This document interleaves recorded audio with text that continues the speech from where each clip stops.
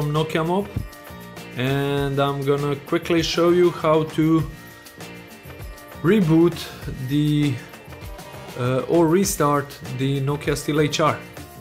So just press and hold the button for some 15 seconds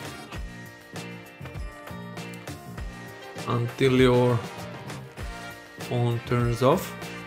Okay, and now start it again. Steel HR watch is rebooted.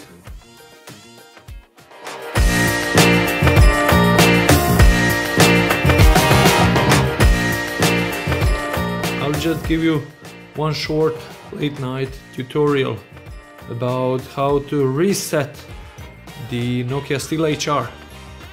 Press and hold the button there till it comes to this menu. Then press until you go to factory reset, long press and do the 5 clicks.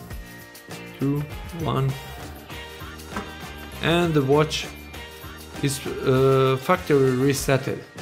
So you see it's back on 10-10 position, and it asks you from you to start the health app. Yeah, well, that's it. Thanks for watching.